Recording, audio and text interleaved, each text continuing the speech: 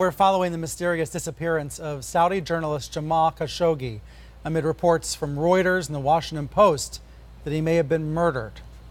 Here's what we do know. Khashoggi is one of the best-known journalists in Saudi Arabia.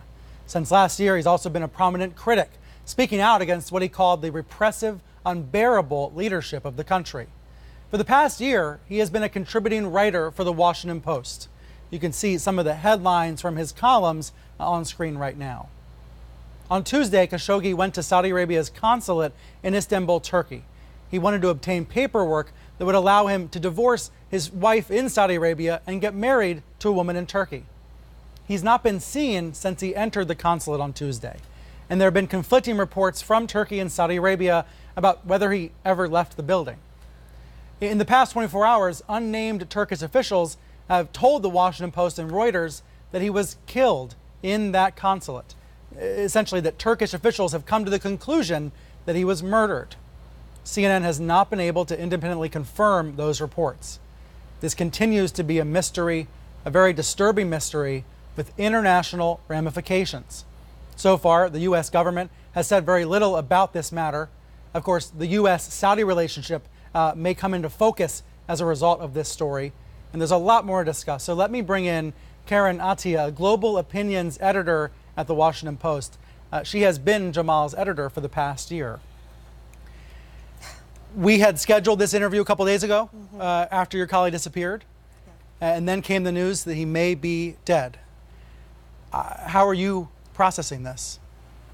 I'm not.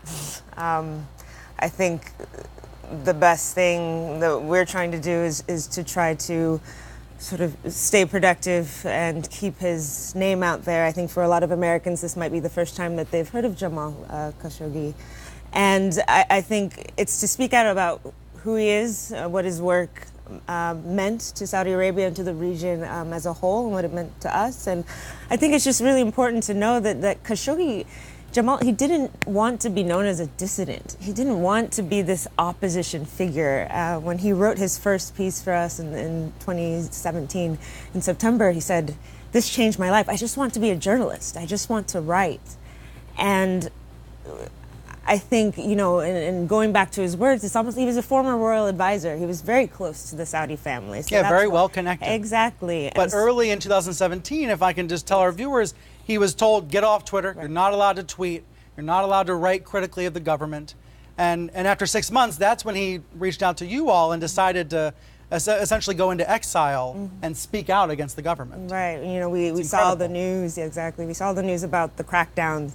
And, you know, we just decided, you know, why don't we just have him as a voice and get him to speak? That piece was his sort of coming out, so to speak, about what was happening to him and his friends. And in that piece, he said he had been quiet about the crackdowns for a while, but now he just was at the point to say something and to speak out. And he said that Saudi Arabia wasn't always like this, and that his country deserved better. And I just think throughout his work, what he had done, you could tell that he was speaking from a place of wanting to advise Crown Prince Mohammed bin Salman. He didn't want to be known as this strident critic. And even in our editing process, there were times where he said, I really don't want to, you know, personally insult anybody.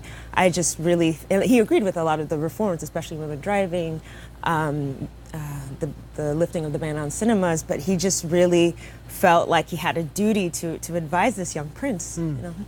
Do you believe the Turkish officials who were concluding that he's been killed? You know, we want to hope that he's still alive and with us and can come back to us and be safe. We had a lot of plans. We have a lot of plans to do so much more in Arabic. We're publishing a lot more in Arabic.